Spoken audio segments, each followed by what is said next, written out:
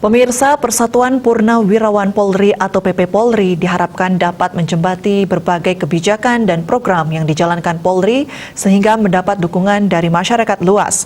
Hal itu disampaikan Kapolda Bali, Irjen Polisi Putu Jayandanu Putra saat Musda kelima PP Polri Bali di Mapolda Bali.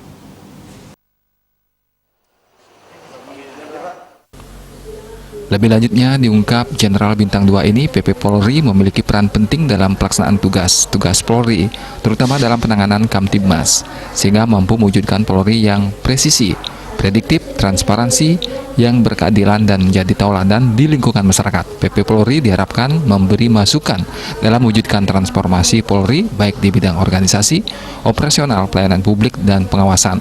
Selain itu, PP Polri dapat memasukkan segala komitmen, pikiran, dan program-program yang dapat mencerahkan segala permasalahan dihadapi Polri, serta menjembatani berbagai kebijakan dan program yang dijalani Polri sehingga mendapat dukungan masyarakat luas.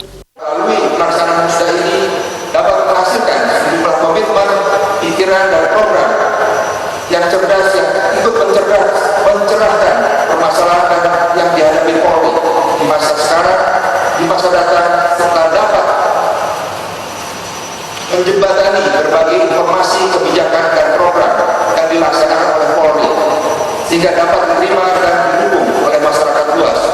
Sementara itu, dalam Musda kelima PP Polri Bali yang dibuka oleh Kepala Bidang Organisasi PP Polri Pusat, Irjen Pol Purnawirawan Suwendi Husein, diungkapkan bahwa PP Polri di masa pandemi COVID-19 memiliki tugas utama bagaimana mensejahterakan anggotanya. Selain itu, dapat memilih Ketua PP Polri Bali yang baru sehingga tetap berkomitmen dan konsisten untuk mewujudkan dan menjaga tegak konstitusi Polri. Yang paling utama adalah bagaimana mengelola SDM para purnawirawan Polri ini di seluruh Indonesia, khususnya di Bali ini, untuk lebih pendekatan kepada kesejahteraan. Nah, untuk mencapai kesejahteraan tentu ada kiat-kiat, ada usaha-usaha. Lebih banyak kita memikirkan bagaimana di lansia itu tetap sejahtera lahir batin.